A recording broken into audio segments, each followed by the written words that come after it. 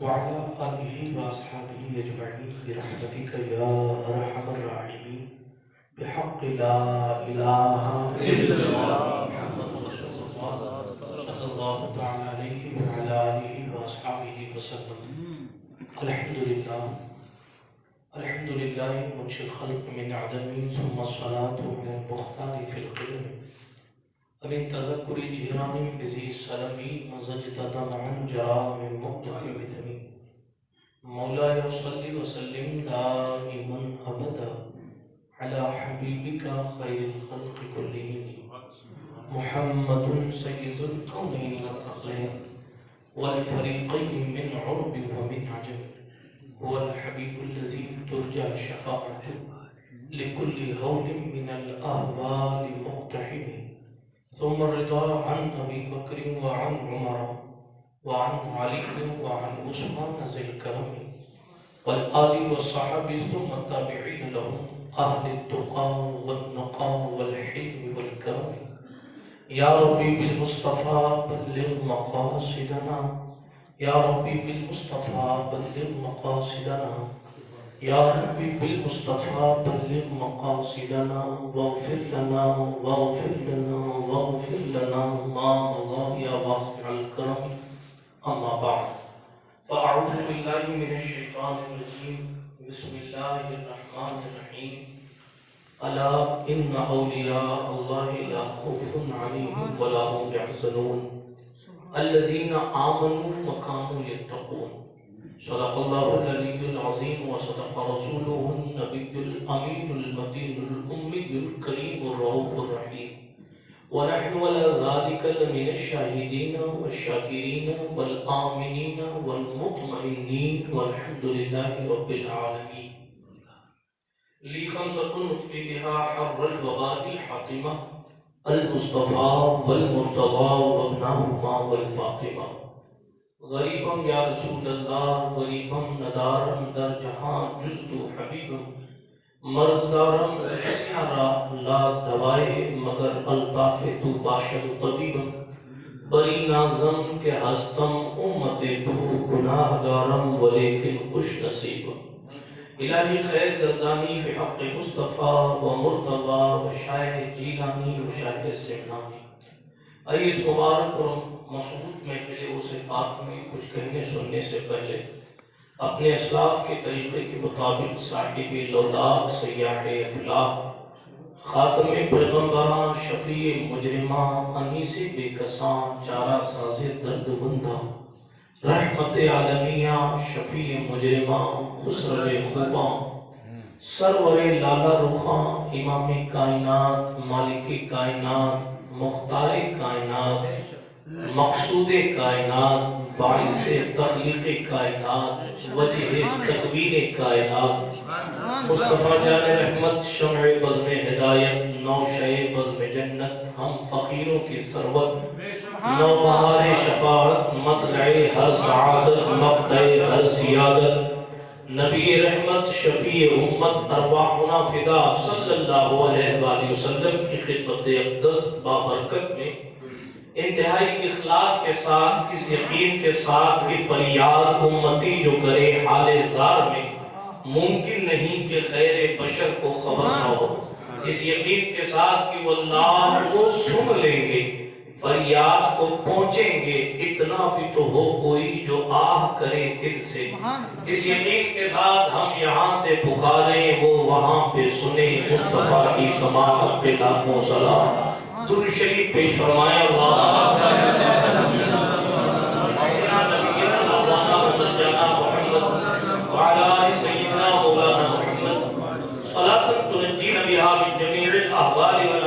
وتقضينا بها جميع الحاجات وتطهرنا بها من جميع السيئات وترفعنا بها عندك على الدرجات وتبلغنا بها في الغايات من جميع الخيرات في الحياة وبعد الممات إنك قريب مجيب الدعوات وأنت على كل شيء قدير.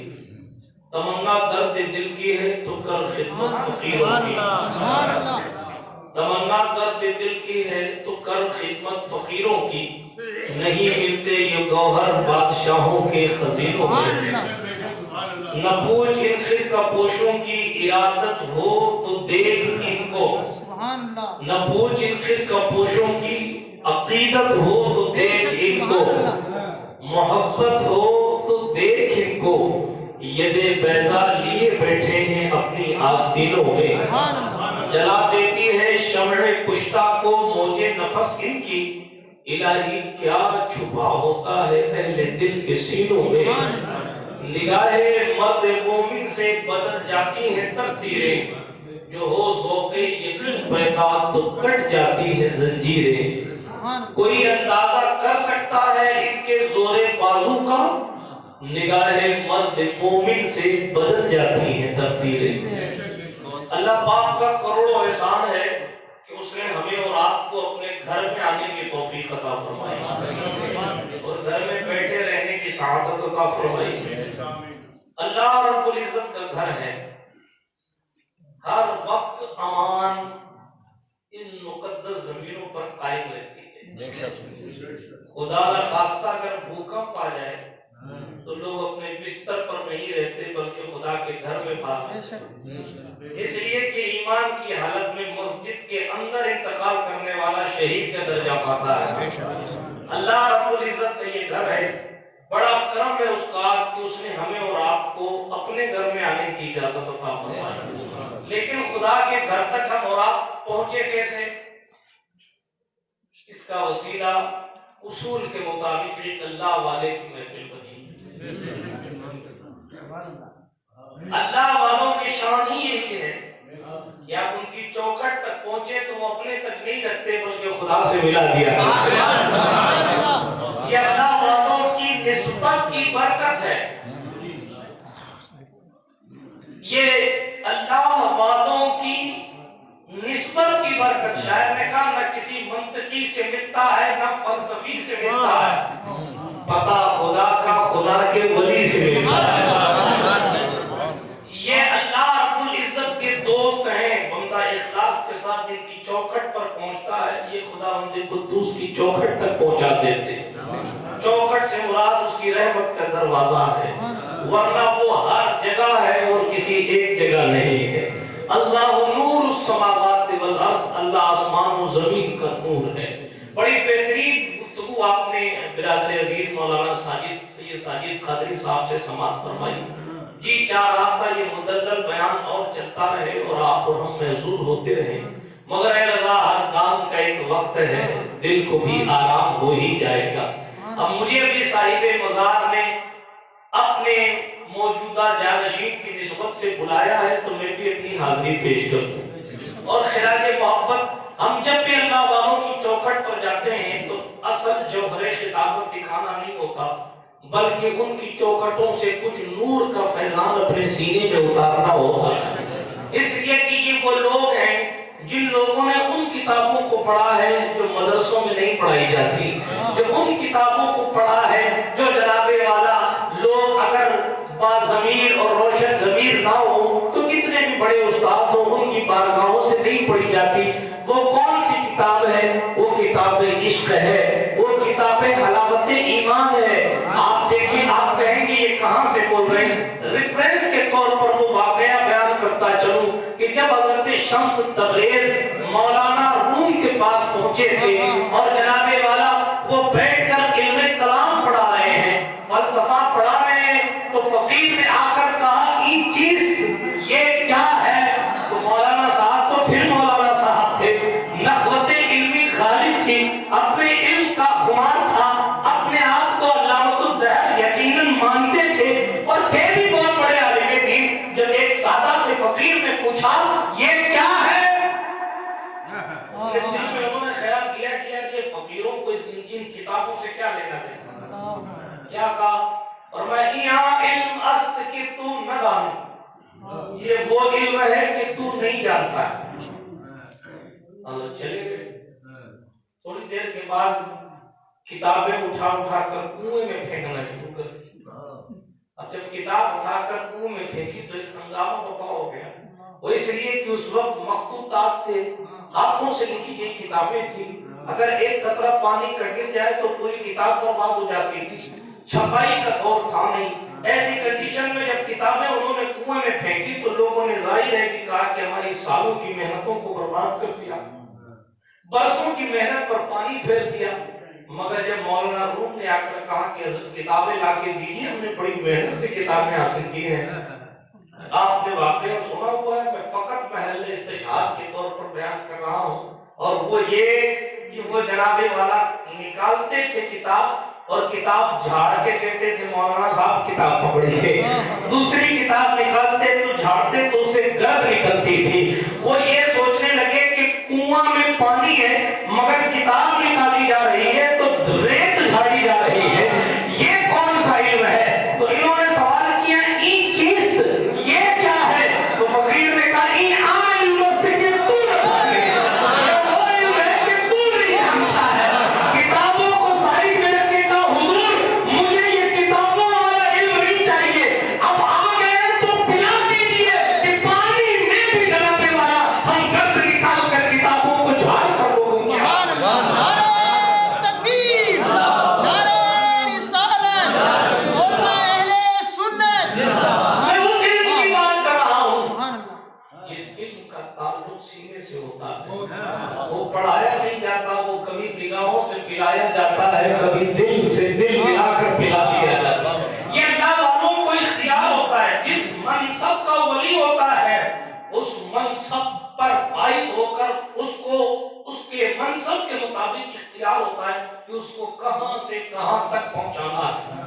چونکہ صاحب مزار سلسلہ چشت کا ایک روشن چراغ ہے، اسی لیے میں سلطان غریب نواز کی بات کرتا چلوں۔ سلطان الہند، عطائے رسول، فرزند بطول، سرتا بقدم آل رسول، چمنستان زہرا کے مہکتے ہوئے پھول، سند الاصفیاء، زبدۃ الاتقیاء، امام الاولیاء، جانشین تاجدار کربلا، وارث امانت امام زین العابدین، وارث علوم امام محمد الباقر، حضرت امام جعفر کی صداقت کا امین، حضرت موسیٰ کاظم کی کاظمیت کی شان، حضرت سرکار امام علی نقی تقی حسن عسکری کی آنکھوں کا نور، سیدہ زہرا کا راج دلارا، آقا ہمارا مالک ہندوستان، قبلہ ہندوستان، شہنشاہ ہندوستان، قبلہ عاشقان، حضرت سلطان سیدنا معین الدین حسن چشتی سنجری ثم اجمیری المعروف سرکار غریب نواز، حضور غریب نواز۔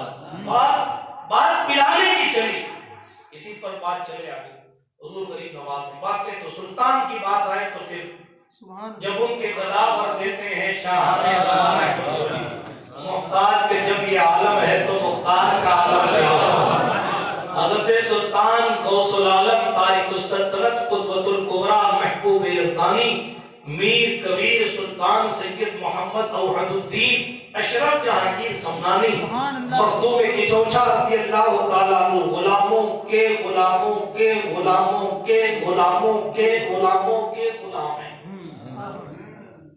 اور وہ نگاہ ولایت بلی پر ڈال دیتے ہیں۔ سبحان اللہ، تو بلی کو اتنا شعور ہو جاتا ہے کہ کون کس عقیدے کا مالک ہے۔ صاحب نے سنا ہے نا، نہیں سنا تو سنا دیتا ہوں، بات آئی کہ تو سنا دیتا۔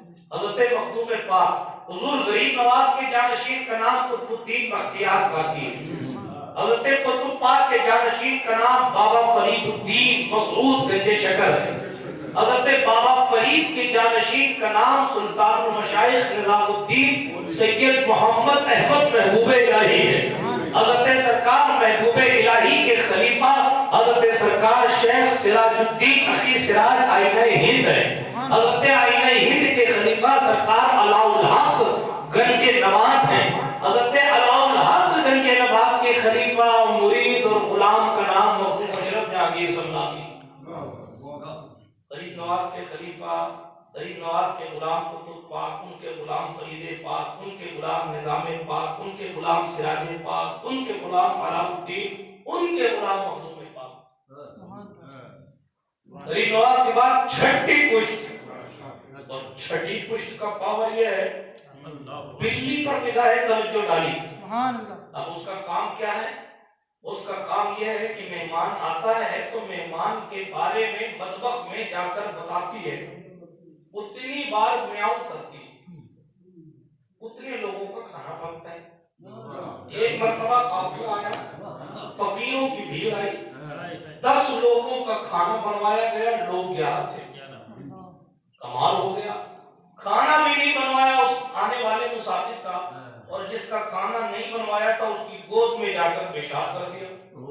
لوگوں نے مخدوم پاک کی بارگاہ میں شکایت کی کہ حضور غضب ہو گیا, ایک تو آنے والے مہمان کا کھانا بھی نہیں بنایا اور اس کے بعد جا کر اس کی گود میں پیشاب کر دیا.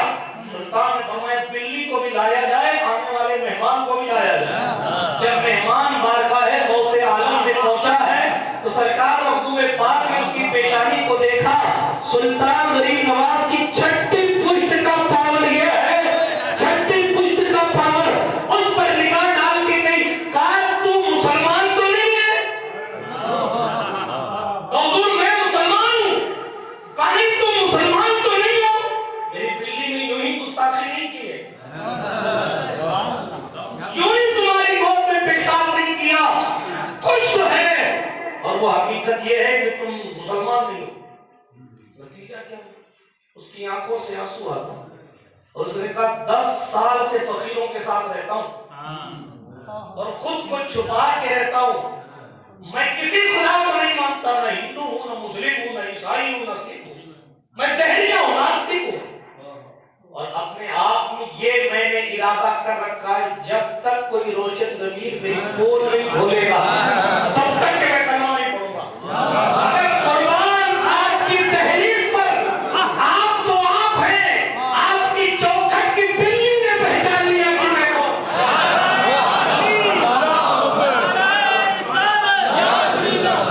آپ مجھے یہ بتائیں جب چھٹی پشت کے بعد نگاہ کا عالم یہ ہے تو شہنشاہ ہندوستان کی نگاہ کا عالم کیا ہے؟ کیسے کیسے انہوں نے پلایا. اور میں آپ کو بتاؤں, ایک بد مذہب ہے, شیعہ ہے, حاکم سبزوار ہے. سرکار غریب نواز کو اس کے باپ پر جانا ہوا. سلطان جی کو وہ جگہ پسند آ گئی, تالاب تھا اور جناب وہاں اچھے پیڑ پودے تھے. بزرگوں کے مزارات پرانے جہاں دیکھیں گے نا تو میں آپ کو اپنا ذاتی تجربہ بتا رہا ہوں, اور جو ہم نے اپنے بزرگوں سے سنا ہے, اور 300 400 700 سال پرانے بزرگوں کے آستانوں پر جب جائیں گے تو وہی قریب قریب آپ کو یا پانی ملے گا اور پیڑ بھی ملے گا. وہ کیوں؟ وہیں سے وضو کرتے تھے اور پیڑ کے سائے میں رہ کر اللہ کی ضربیں لگاتے. ہماری طرح مسجدوں میں ایسی نہیں تلاش کرتے, معاف کیجیے اگر جو انہیں سخت لگے تو, مگر جناب والا وہ تالاب سے وضو کرتے اور پیڑ کے سائے میں رہ کر اپنے رب کو یاد کیا کرتے. یہ اللہ والے لوگ تھے.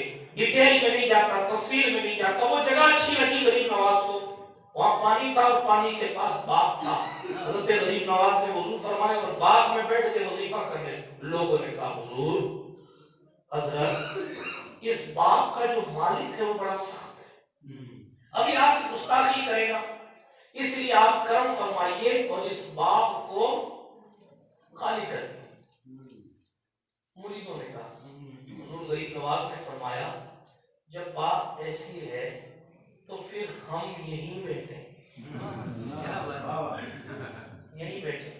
یہ آپ کی ہماری کیفیت ہے کہ جہاں طوفان زیادہ ہو وہاں سے ہٹ بچ جاؤ, مگر علی والوں کی شان یہ ہے کہ جہاں طوفان تیز ہے چراغ بھی وہیں جلانا,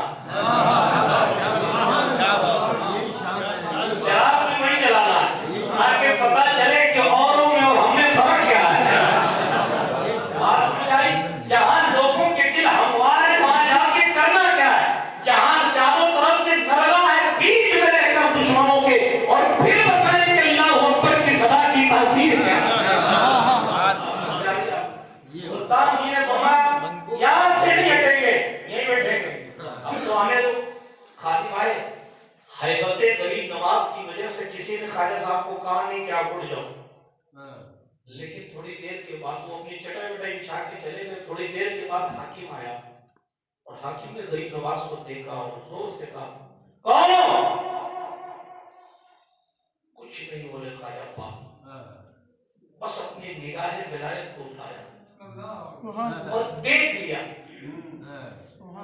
دیکھنا تھا کہ وہ حاکم تڑپ کر بے ہوش ہو کر تڑپ کر زمین پہ گر گئے، اور جب ہوش آیا تو خواجہ پاک کے قدم کو چومنے لگا۔ سبحان اللہ، کہا صاحب جو کچھ تھا ترک کیا، جس جس کا لیا تھا واپس کیا، جو اپنا ہے سب صدقہ کیا، دو چادر رکھ کے حضور غریب نواز کی غلامی اختیار کر لی، یہاں تک کہ بیوی تک کو طلاق دے دیا۔ اب میرے دل میں خاتون کا بھی گزر رہی ہے، اب دل میں کوئی ہے تو فقط خواجہ ہے اور خواجہ کا خدا۔ تکبیر، نعرہ رسالت۔ اس نگاہوں کی بات ہے، یہ پلانے والے لوگ ہیں، سینے سے لگاتے ہیں تو پلا دیتے ہیں، سینے سے لگا، ارے یہ تو یہ دیکھ رہے تو شان یہ، کوئی انہیں دیکھ لے تو اس کا ہی دل بدل جاتا ہے، کوئی انہیں ہی دیکھ لے تو اس کا دل بدل جاتا ہے۔ یہاں تو انہوں نے خواجہ پاک میں خود دیکھ، حضرت قطب الدین بختیار کاکی۔ چلے بھائی اگلا اسٹیپ سلسلہ چشت کا ایک فرد فرید آپ کی یہاں آرام کر رہا ہے، یہ حضور غریب نواز کا گلشن ہے۔ جب کل بھی میں کہا تھا اور کل بھی مانتا رہے گا، دعا کرتے رہیں الہی تابوت خورشید و ماہی، چراغ چشتیاں روشنائی۔ ہندوستان کی سرزمین میں اکثریت کے ساتھ جس سلسلے میں دین پھیلایا ہے اس سلسلے کو سلسلہ چشت کہا جاتا ہے، اور اسی سلسلہ چشت کے ہندوستان میں ہونے کی اکثریت کی وجہ سے تمام سلاسل میں کہیں نہ کہیں اس کے اصول اور شرائط آسان سے ہیں دوسروں کے مقابلے۔ وہ اس لیے کہ خواجہ پاک بڑے نرم دل تھے۔ تیزی کے ساتھ آگے بڑھتا ہوں، حضرت قطب الدین بختیار کاکی کی بات کچھ کر لیتے ہیں، جانشین غریب نواز۔ ابھی میں قیام گاہ پہ کہہ رہا تھا سید ثانی صاحب سے کہ سلطان غریب نواز کہ اور بھی خلیفہ تھے، حضرت سرکار صوفی حمید الدین ناگوری بھی حضور غریب نواز کے خلیفہ ہیں، بہت بڑی ذات ہے۔ ہاں جی، یہ الگ بات ہے کہ بغیر گنبد کے ہیں، مگر کئیوں کے گنبد ان کی وجہ سے چمک رہے ہیں، کئیوں کے گنبد ان کی وجہ سے چمک رہے ہیں، کئی گنبد کو سلام کرنے والے ان کی وجہ سے ہیں، کئیوں کے دلوں میں گنبد کی عظمت ہے تو وہ ان کی وجہ سے ہے۔ آپ اندازہ لگائیں، آپ اخبار میں خیال کریں شیخ محمد عبدالحق محدث دہلوی کی کتاب، اور آپ پڑھیں کہ غریب نواز کا روزہ پہلے کس نے بنایا، غریب نواز کا روزہ کس نے بنایا، تو آپ کو پتہ لگے گا وہ کوئی اور نہیں، وہ اسی حمید الدین کی اولاد میں سے ایک ذات حضرت خواجہ محمد حسین ناگوری کی ذات ہے، جس نے پہلی بار خواجہ پاک کا گنبد روزہ بنایا۔ ٹھیک ہے، شفیق الرحمان صاحب، غور کرنے کی بات یہ ہے کہ جس نے خواجہ پاک کا روزہ بنایا وہ آج صوفی پاک کے قدموں میں پریوار سمیت سو رہا، احاطے سے بالکل ٹھیک باہر کس کا مزار ہے، وہ سرکار خواجہ محمد حسین ناگوری کا، بالکل چوڑی سی جگہ لی ہے، اور ان کے شہزادے اور شہزادیاں بھی غالباً ہوئی ہیں۔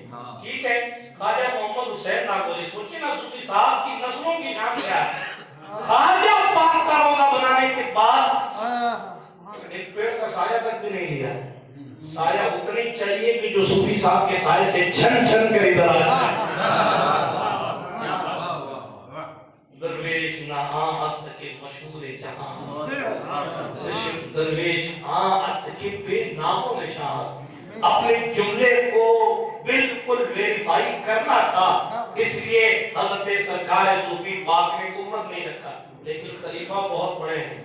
میں نے ان کے عرش پر کہا تھا محبوب الہی جن کے ملفوظات سے علم حاصل کرتے ہیں وہ حضرت ابو سرکار صوفی حمید الدین ناگوری ہیں، بڑے حسین جمیل تھے صوفی صاحب، راستے سے گزرتے تھے تو لوگ اپنے دل ہاتھ میں لے کر صوفی صاحب پر قربان ہونے جاتے تھے، لیکن ایک دن سیدہ زہرا کے جگر پارے خواجہ ہمارے کے چہرے کو دیکھ لیا، اب خواجہ پاک کے جلوہ جہاں آرا کو دیکھا حضرت سرکار حمید الدین ناگوری نے، اب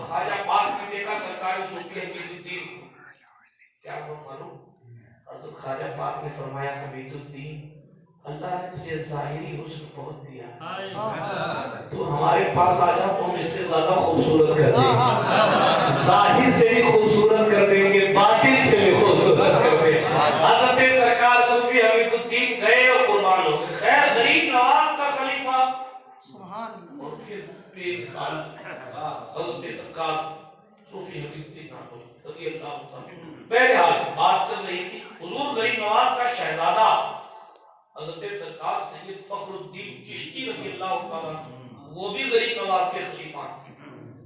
آج آدمی سوچتا ہے کہ صاحب میں بہت بڑے باپ کا بیٹا ہوں، یہ کام کرنا میرے اسٹیٹس کے لائق نہیں ہے، وہ کام کرنا میرے اسٹیٹس کے لائق نہیں ہے۔ مگر بتائیے ہندوستان میں غریب نواز سے بڑا کوئی شہنشاہ ہے؟ خواجہ صاحب کے شہزادے کیا کام کرتے تھے؟ کھیتی کرتے تھے، مانڈل میں ان کے کھیت آج بھی بھیلواڑہ کے پاس مانڈل۔ یہ آپ کے ہماری خوش قسمتی ہے کہ ہم راجستھان میں رہتے ہیں اور اس شان کے ساتھ رہتے ہیں کہ امریکہ کے لوگ بھی راجستھان آنے کی طلب رکھتے ہیں۔ یہ ہمارا اور آپ کا مقدر ہے۔ پچھلی کسی تقریر میں نے کہا تھا کہ یورپ کے دل جب بھر جاتے ہیں تو امریکہ کا آدمی اپنی بیوی کے پیروں کو پکڑ کر روتا ہے۔ یہ ہمارا مقدر ہے کہ ہمارے دل جب بھرتے ہیں تو ایسے روشن چراغ خواجہ پاک نے ہمیں دیا ہے کہ ہم کہیں بھی جاتے ہیں اور اپنی آپ کی سنا کر اپنے دل کو ہلکا کر کے اپنے قرار کو حاصل کر دیا۔ یہ مقدر یوکے والوں کا نہیں ہے۔ آپ کو یوکے کی ترقی اچھی لگتی ہوگی مگر یوکے کو بھی جب غریبی ستاتی ہے تو اسے خواجہ ہندوستان یاد آتا ہے۔ آپ تاریخ کو پڑھیں گے تو آپ کے دل روشن ہوں گے۔ تاریخ کی بات اگر پسے پشت ڈال بھی دے، عصر حاضر میں دوسرے ملک کے لوگ ہم جیسے لوگوں کو ویڈیو کال اور میسج کر کے کہتے ہیں کاش ایک بات اس سفید حکومت کو دیکھا۔ پڑوسی ملک کے لوگ ترستے فرید ہمارے پاس ہے مگر فرید کا آقا تمہارے پاس۔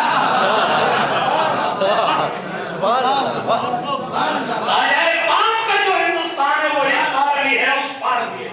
یہ میری بہت پرانی تقریر ہے۔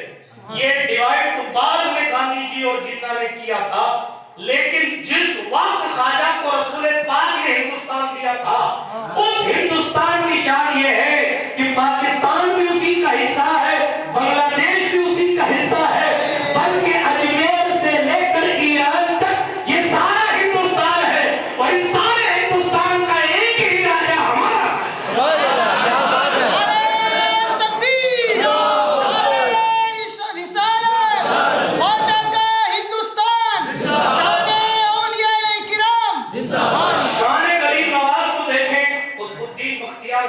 خود کا جانشین بنایا اور بابا فرید الدین کو خواجہ قطب کا جانشین بنایا اور خواجہ قطب نے بابا فرید کو اپنا جانشین غریب نواز کے سامنے بنا دیا۔ وہ ایک قصہ ہے نا کہ جب غریب نواز دلی پہنچے حضرت قطب پاک کی خانقاہ کے تمام لوگوں کو فیضیاب کیا اور خواجہ پاک نے پوچھا کوئی بچا ہے؟ قطب پاک نے کہا نہیں حضور سب ہو گئے، مگر فرید الدین گنج شکر جو تھے وہ چلے میں تھے، ان کو سامنے نہیں لائے تھے۔ خواجہ پاک نے پھر پوچھا کہ کوئی بچا ہے؟ نہیں حضور سب آ گئے، خدمت میں پیش ہو گئے۔ آخر غریب نواز نے خود سے فرمایا تمہارا فرید کہاں؟ حضرت قطب پاک پوچھا گئے کہ سرکار میں اسی لیے تو نہیں بول رہا تھا کہ آپ کی زبان سے اس کا نام سننا تھا۔ خواجہ پاک کی بارگاہ میں خواجہ فرید لائے گئے۔ اب یہاں دیکھیں یہ طریقت کی باتیں، یہ مرشد کا احترام۔ بابا فرید کہتے ہیں اس وقت میں اس کنڈیشن میں تھا کہ ایک طرف مرشد ہے ایک طرف دادا مرشد، کس کے قدم پہلے چوموں؟ ایک طرف وہ ہے جس کی وجہ سے فرید فرید ہے اور ایک طرف وہ ہے کہ فرید کا پیر جس کی وجہ سے فرید کو فرید کرنے لائق ہے۔ قدم کس کے چوموں؟ قدم کس کے چوموں؟ تاریخ بتاتی ہے فرید الدین مسعود گنج شکر نے سب سے پہلے اپنے پیر کا پیر اپنے پیر حضرت قطب الدین بختیار کاکی کے قدم کی۔ غریب نواز ناراض نہیں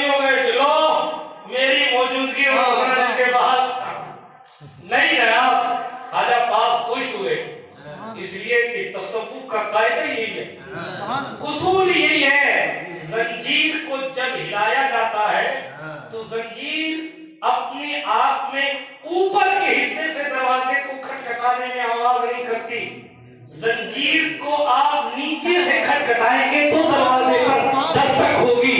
سلسلہ، زنجیر کو عربی میں سلسلہ کہتے ہیں۔ آپ ڈائریکٹ اوپر پہنچنے کی باتیں نہ کریں، آپ جب نیچے سے تعلق کو مضبوط کریں گے تو سدا آٹومیٹک اوپر پہنچ جائے گا۔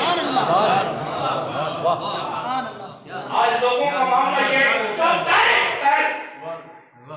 محبوب الہی کا یہ قانون یہ بنایا ہوا ان کا نہیں ہے بلکہ جناب بیان کیا ہوا ہے، مرید اپنے پیر سے اکتساب فیض کرے، بات دور چلی جائے گی۔ پہلے میں کتب پاک پڑھوں پھر محبوب الہی پڑھاتا ہوں تیزی کے ساتھ۔ آپ اور تو نہیں ہو رہے؟ سبحان اللہ۔ تیزی کے ساتھ میں اپنی بات کو ختم کروں گا۔ درود شریف سنا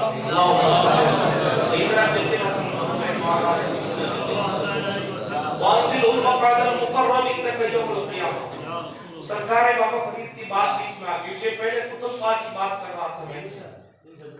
اللہ نے کیا منصب حضرت قطب پاک کو دیا تھا کہ غریب نواز کا خود کا بیٹا بے مثال ہے۔ اسٹیٹس کی بات چلی، خواجہ ہند کا خود کا بیٹا کھیتی کرتا۔ میں نے کل میرتا کی تقریر میں ایک جملہ کہا تھا، عیب یہ نہیں ہے کہ آپ غریب ہیں، ٹوپی کا میلا ہونا عیب نہیں ہے، کپڑے کا گندا ہونا عیب نہیں ہے، دل کا گندا ہونا عیب ہے۔ ٹھیک ہے، اس لیے کپڑے گندے بھی ہوں تو چل جائیں گے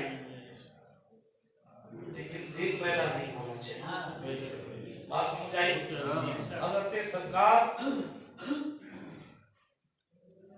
سرکار سروار جانشین غریب نواز، ہر خلیفہ جانشین ہے یہ تو، اور اس شان کی میں نے سروار شریف میں آپ کی دعا سے بزرگوں کی برکت سے فقیر کا خطاب تو میں نہیں کہہ سکتا، میری اوقات نہیں ہے، فقیر نے سلطان سرکار سروار کی خدمت میں ان کے گنبد کے سامنے بھی کھڑے ہو کر بیان کیا ہے اور ان کے باہر چوک میں کھڑے ہو کر بھی بیان کیا ہے، اور بیان کرتے کرتے میں نے دوران خطاب ایک جملہ کہا تھا کہ بھئی کسی شاعر نے کہا ہوگا کسی کے باپ کا ہندوستان تھوڑی ہے، وہ کسی اور تناظر میں کہہ کے گیا کہ کسی کے باپ کا نہیں ہے، سبھی کا خون شامل ہے یہاں کی مٹی میں، کسی کے باپ کا ہندوستان تھوڑی ہے۔ اس کی بات اپنی جگہ، پائے کا شاعر تھا، عقیدے کا کیسا تھا، اعمال کا کیسا تھا، میں اسے بحث نہیں کرتا، لیکن جناب بات یہ ہے کہ اس نے کہا کسی کے باپ کا ہندوستان تھوڑی ہے، اس کا تناظر الگ تھا، میرے کہنے کا مطلب الگ ہے۔ اگر کوئی کہے کہ کوئی یہ نہیں کہہ سکتا کہ میرے باپ کا ہندوستان ہے، میں کہہ رہا تھا کہ میں جس چوکھٹ پہ کھڑا ہوں وہ خواجہ فخر سے کہہ سکتے ہیں یہ میرے باپ کا ہے۔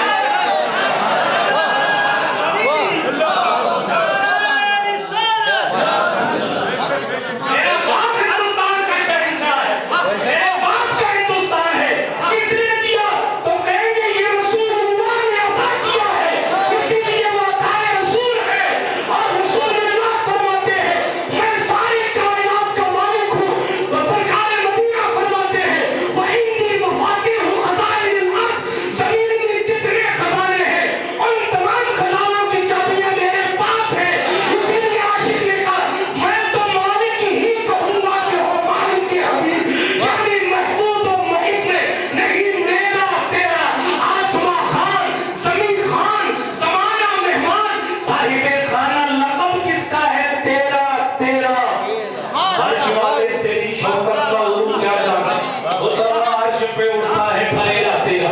اللہ نے مالک کیا مصطفیٰ کو، مصطفیٰ نے ہندوستان دے دیا، خواجہ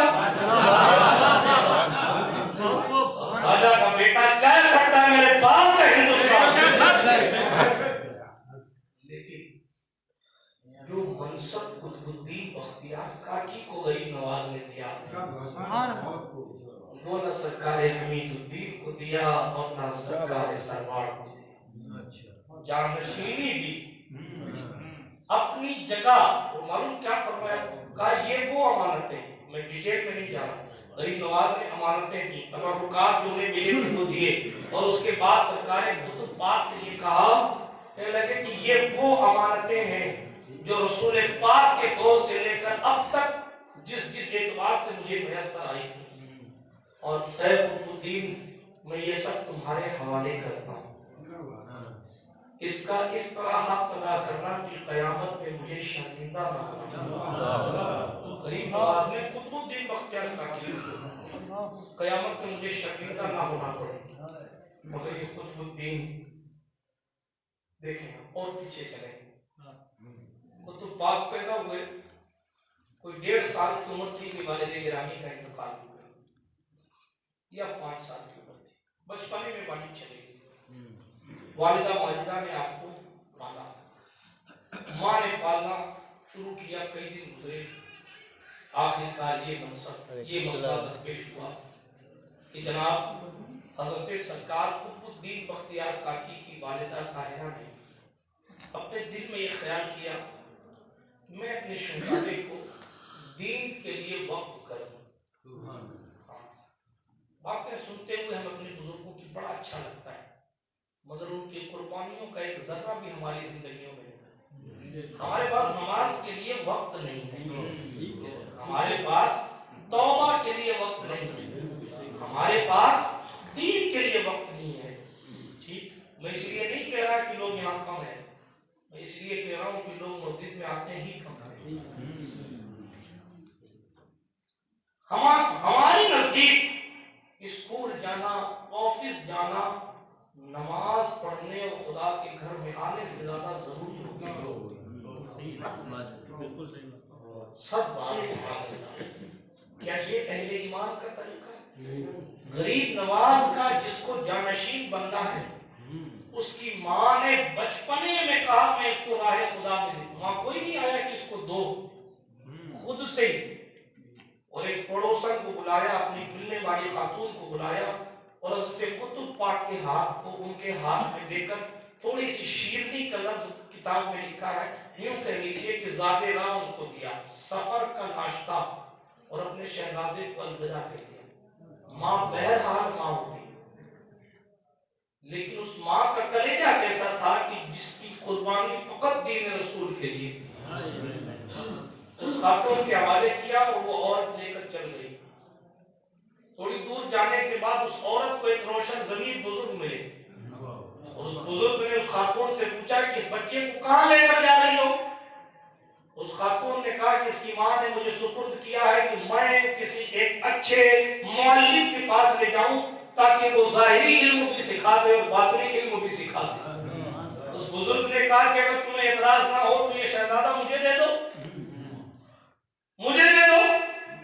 پتہ نہیں کتنی چاشنی تھی اس بزرگ کے جملے میں کہ اس عورت نے حضرت قطب پاک کا بچپنا ہے, اس بچپنے میں قطب الدین بختیار کاکی کا ہاتھ اس بزرگ کے ہاتھ میں دے دیا. کہا لے جائیے, آپ ہی کسی اچھی معلم کو اگر جانتے ہیں تو دے دیجیے لے جا کر. اس بزرگ نے اس بچے کا ہاتھ پکڑا اور تھوڑی دور جانے کے بعد حضرت شیخ ابو حفص اوشی رحمۃ اللہ علیہ کے پاس گئے, اور اس بچے کو شیخ ابو حفص کے پاس پہنچا کر کہا مجھے حکم الحاکمین رب العالمین کا حکم ہوا ہے, یہ بچہ میں تمہارے پاس لے کر آؤں اور تم اس کو تعلیم دو. شیخ نے سر جھکایا, احترام کیا, اور بزرگ کی بات پر لبیک کہا اور بزرگ کو روانہ کیا. جب بزرگ روانہ ہو گئے تو حضرت قطب الدین بختیار کاکی کے سر پہ ہاتھ رکھ کر شیخ ابو حفص کہنے لگے بڑی مبارکبادی تجھے اے بچے کہ تیرے گھر سے نکلتے ہی میرے پاس تک تجھے خضر علیہ السلام لے کر آتے ہیں اور کہتے ہیں کہ اس کی تربیت تمہیں کرنی ہے, ہزار جان سے تم پر قربان کہ اپنے بچپنے میں تیری رہنمائی خضر کرنے کی.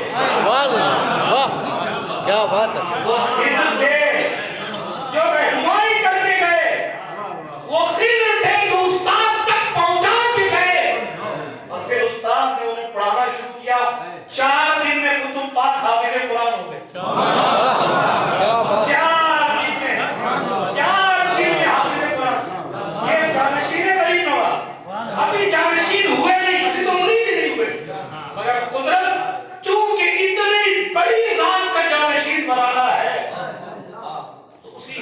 پرورش بھی ہو رہی ہے، ظاہری علوم حاصل کیے، ڈیٹیل میں نہیں جاتا، تفصیل میں نہیں جاتا. اچھا گئے تھے کسی اور سے مرید ہونے کے لیے، ہاں وہ بات یہیں سے آئی تھی.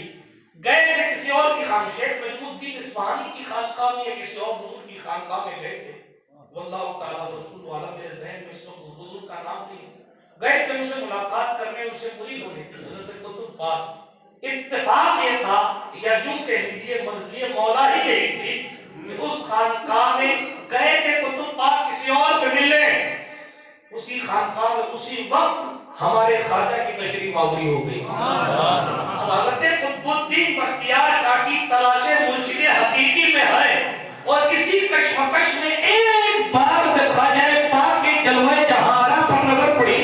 کیا نورانی چہرہ ہے، سیدہ زہرا کے دودھ کے اثرات نظر آتے ہیں، مولا کائنات کی خون کی روشنی نظر آتی ہے، تاجدار کربلا کی قربانیاں اس کے خون میں رواں ہے. بی بی ماہ نور کا لگتے جگر اس شان کا کہ اپنی ماں کے پیٹ میں اللہ کی صدائیں لگانے والا خواجہ ہے. حضرت سید غیاث الدین کی آنکھوں کا تارا، حضرت سلطان غریب نواز کے حسن جہاں آرا کو جیسا ہی دیکھا، قطب پاک نے کہا اب تو انہی کا مرید ہونا. یوں خواجہ پاک کے قطب الدین بختیار کاکی مرید ہو گئے. کہاں کہاں پہنچے، کیا کیا میں آپ کو بتاؤں، بس یہ اندازہ لگا لیں، اندازہ لگا لیں. ایک مرتبہ راستے سے جا دلی میں قحط پڑ گیا، آقال، گیہوں کی کمی، چاندی کی جو قیمت تھی وہ گیہوں کی ہو گئی. آقال قحط پڑ گیا، لوگ کھانے پر ترسنے گئے. چاندی کھائی تو نہیں جا سکتی، ظاہر کی چاندی سستی ہو، گیہوں کھانا تھا مہنگا، ناکال پڑا. شہزادہ سعد الدین کے پاس تھوڑا سا آٹا تھا، اس نے اپنے سپاہیوں کو بھیجا کہ ذرا سا روٹی پکانے والے کے پاس جاؤ، تندور میں روٹیاں پکوا کے لے آؤ. وہ تھوڑا سا آٹا لے کے تندور والے کے پاس آئے، اس نے تندور جلایا اور روٹی تندور میں لگا دی، اور پھر خدا کی قدرت کسی اور کام میں لگ گیا. وہ جب کسی اور کام میں لگ گیا تو ساری روٹیاں جل گئی. ایک تو ویسے ہی آٹا نہیں، قحط پڑا ہوا ہے، پھر روٹیاں اور جلا دی، وہ بھی حاکم کے گھر ہی روٹیاں جلا دی. سپاہیوں نے اس کو باندھا، باندھ کے لے گئے کہ ہم تو اس کو پھانسی دیں. وہ غم آ رہا ہے، پھانسی دیں، قدر قیمت نہیں ہے اناج کی، پھانسی دیں. اس کو پکڑ کے گھسیٹ کے نان بھائی کو لوگ لے کے جا رہے تھے، مگر تقدیر اچھی تھی کہ قطب الدین بختیار کاکی سامنے سے آ رہے. اچھا غریب نواز کا جانشین ہے تو غریبوں پر تو رحم آ ہی جاتا ہے، اس لیے کہ جناب جب جانشینی دی ہے تو وصف بھی تو عطا فرمایا ہے. جا کر روئیے پھر دیکھیے دلی کی کرسی پر بیٹھا کوئی ہو، مگر جناب اگر آپ وہاں رونے لگے تو پھر وہاں کی چوکھٹ سے وہ تاثیر ملتی ہے کہ آپ کو کہیں اور رونے کی ضرورت نہیں پڑتی. اگر صحیح معنوں میں رونا. میرا موضوع تو آج کا کچھ اور تھا، لیکن اب پتہ نہیں صاحب مزار کی توجہ یا بزرگان طریقت کی باتیں یہ جناب سلسلہ چیزی کی بات چل رہی تیزی کے ساتھ. ہاں حالانکہ میں نے رمضان صاحب سے یہ کہا تھا کہ آج میں اس پر بولوں گا کہ مسلمانوں کو حالت حاضرہ میں کیا کرنا چاہیے، مگر بہرحال میں اپنی گفتگو کو اسی پر لا کے ختم کر دوں گا انشاءاللہ. اس پر تفصیلی بات تو نہیں ہو سکی، مگر اشارہ کنایہ میں بات کو ختم کروں گا تیزی کے ساتھ، اس لیے کہ یہ مقدس لوگ ہیں کہ بس پڑھتے جائیے اور سناتے جائیے. صدیاں گزر گئی ہیں کہ وہ صاف ختم نہیں. سرکار قطب الدین بختیار کاکی سامنے سے آ رہے، نان بھائی کو پکڑ کے پولیس لے جا رہی ہے. حضرت قطب پاک نے پوچھا اس غریب کو کیوں لے جا رہے ہو، کیا ہوا؟ کہا ساری روٹیاں جل کے ساتھ ہیں، بھوکے مر رہے ہیں، آٹا نہیں مل رہا ہے، پھر روٹیاں اور جلا ڈالی اس نے. لے جا رہے ہیں، جیل میں ڈالیں گے، پھونکیں گے. حضرت قطب الدین بختیار کاکی نے بہت سمجھایا مگر سپاہی نہیں مانے. جب زبان سے نہیں ماننا تو پاور دکھایا. خواجہ قطب کیا ہے یہ دیکھیے، کیا کہنے لگے سنو تمہیں تمہاری روٹیاں چاہیے نا، تمہیں تمہاری روٹیاں چاہیے، کہا چلو میں دیتا ہوں، چلو میں تمہیں تمہاری روٹیاں. سپاہی ہنسے کہ بزرگ کو کیا ہو گیا، پاگل آگل ہو گئے، جلی ہوئی روٹیوں کا کیا ہوگا، اس طرح ہنسے ان پر. قطب پاک نے کہا آپ کو روٹی چاہیے، کہا چلو میرے ساتھ لے آؤ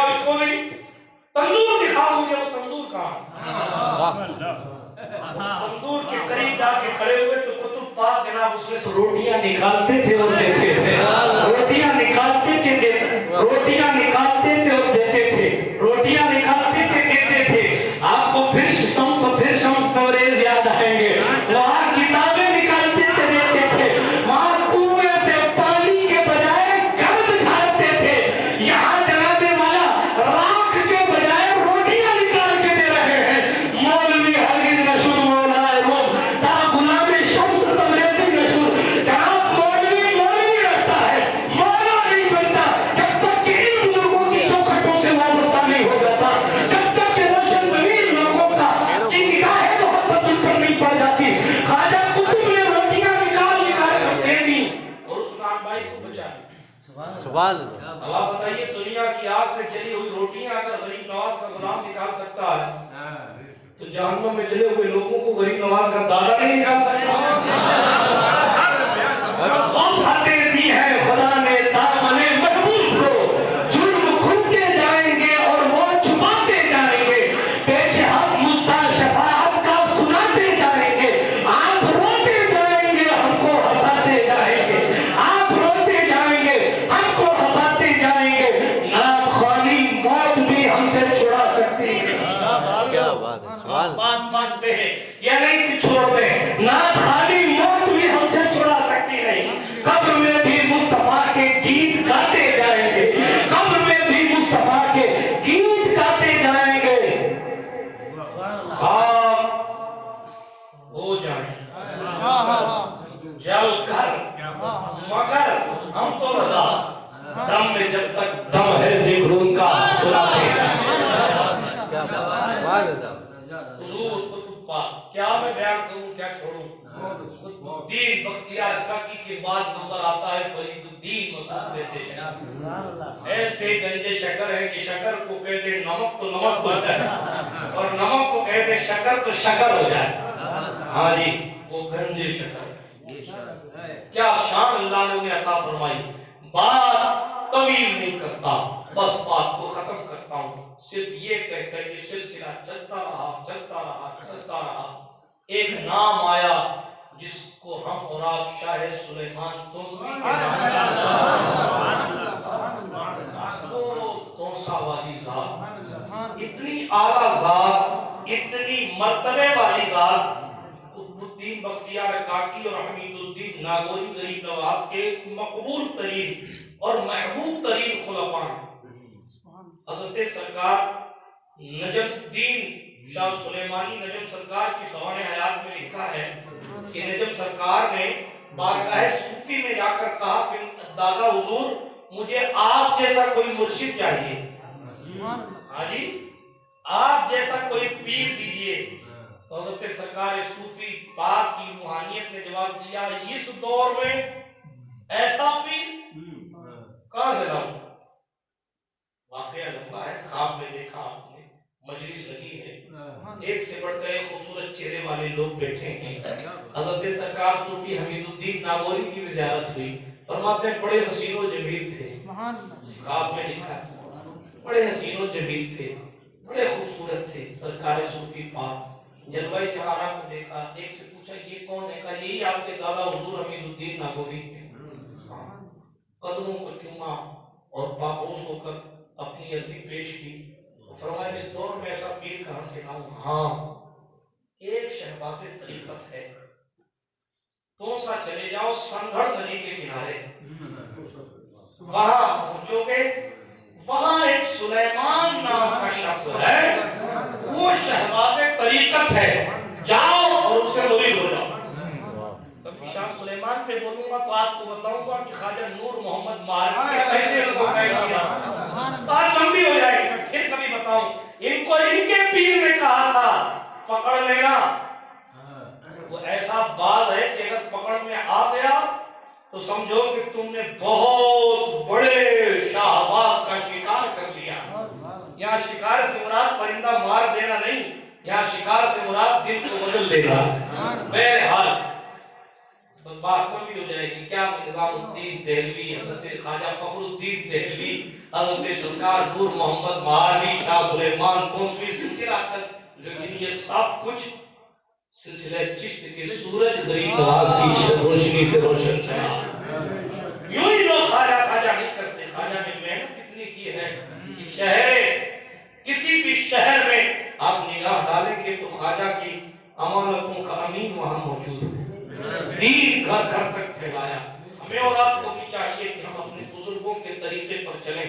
باتیں بہت کچھ کی جا سکتی ہیں، یہ ہماری اور آپ کی خوش بختی ہے کہ ہم اور آپ منفصل لوگ نہیں ہیں، سلسلے ہمارے متصل ہیں، ہماری کڑیاں جڑی ہوئی ہیں، اور یکے بعد دیگرے ہم اپنی عقیدت اور اپنی طریقت کی زنجیر کو اپنے ہاتھ میں لینے والے ہیں۔ ہمیں اور آپ کو صرف اتنا کرنا ہے کہ ہم اور آپ ان بزرگوں کے طریقوں پر چلنے کی کوشش کریں، بس اتنا ہی کرنا ہے۔ خواجہ پاک کی سمانے میں لکھا ہے، بس آخری مرحلے میں میری تقریر آگی میں بات کو ختم کرتا ہوں۔